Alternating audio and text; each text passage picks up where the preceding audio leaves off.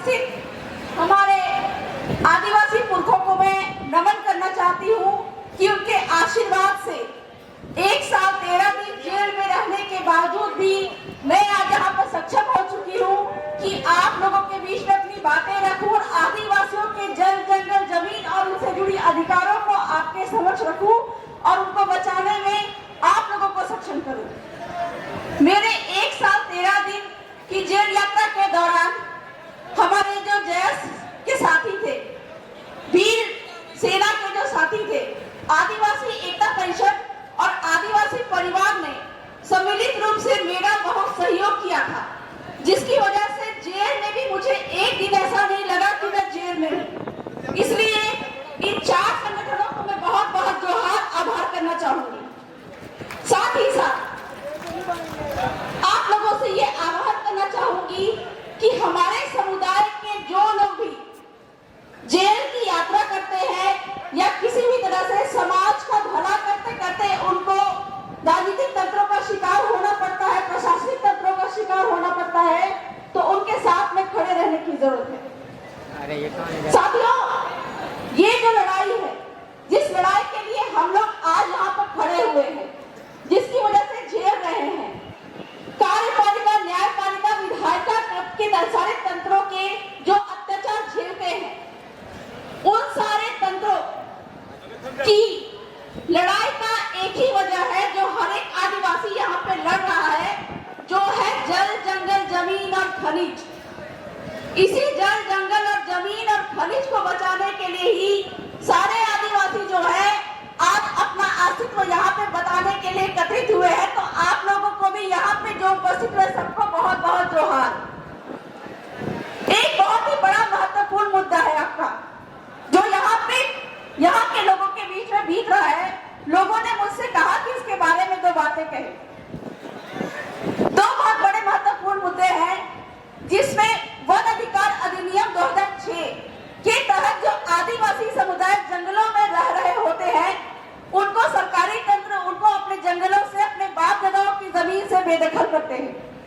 साथ ही साथ में कल तक हमको पता था कि ये जल जंगल जमीन हमारा है, हमारे बाप दादाओं का है, लेकिन आज वन विभाग के लोग और जो 75 साल के कबल कांग्रेस की जो सरकार है, वो बोलती है कि ये हमारी जमीन है। जैसा कि रतलाम में निवेश क्षेत्र के नाम पे, दिल्ली मुंबई नेशनल कॉरिडोर के नाम पे, वहां पे जो आदिवासियों को भगाया जा रहा है, कल तक हमको ये पता था कि ये जमीन जो है हमारे बाप दादाओं की है। क्यों? क्योंकि हर किसी यहाँ पे बैठे हर किसी व्यक्ति को जो जमीन मिलती है वो अपने बाप के बाप के बाप के बाप से मिलती है। लेकिन आज सरकारें आके बोलती है कि ये खाली पड़ी जमीन जो है वो सरकारी है। तो हमको उनसे ये पूछना पड़ेगा कि ये गांव जब है हमारे बाप दादाओं ने बसाया था, यहाँ पे नदी देखा था, तालाब देखा था, पहाड़ देखा था, जंगल देखा था, ये सारे जल जंगल जमीन जो हमारे पुरखों ने तय किया था, 75 साल से आए हुए कबल कांग्रेस की सरकार कैसे बोल सकती है कि ये सरकार उनके बाप की है? तो अगर वो बोलते हैं कि खाली पड़ी जमीन सरकार की है, तो हमको उनसे सवाल पूछना पड़ेगा कि अगर ये सरकारी जमीन तुम्हारे बाप की है तो तुम्हारे बाप का दस्तावेज दिखाओ। कभी भी नहीं दिखा पाएंगे। हमारे पास हमारे बाप का दस्तावेज है, जल जंगल जमीन खनिज का दस्तावेज है, इसलिए हम ये दिखा सकते हैं कि हमारे बाप की जमीन है। लेकिन सरकार के बाप की जमीन यहाँ पे नहीं है, क्योंकि हर 5 साल में सरकार का बाप बदल जाता है। कभी भाजपा की सरकार होती है, कभी कांग्रेस की सरकार होती है, तो कोई भी एक बाप नहीं है। लेकिन आज आपके बीच में आपका अपने आदिवासियों का बाप है, तो हमको अपने समुदाय से उन लोगों को चुनकर भेजना है जो जमीन में रहते हैं, जमीन की बात करते हैं। वैसे आदिवासियों को चुन के भेजना है जिसको हमारे समुदाय ने निर्धारित किया है, ताकि जो कमल कांग्रेस के लोग हैं जो हवाई फायर करते हैं, हवा में उड़ते हैं, वो संसद और विधानमंडल में जाके केवल हवाई यात्रा ही करेंगे, जल जंगल जमीन की बातें नहीं करेंगे। तो आपको ये समझना पड़ेगा कि अगर हमको जल जंगल जमीन और खनिज को सुरक्षित रखना है, तो हमारे बीच से हमारे ही लोगों को संसद और विधानमंडल में भेजना है। जिसके लिए ये 4 संगठन जो है, जयस, वीर सेना, आदिवासी परिवार और आदिवासी एकता परिषद,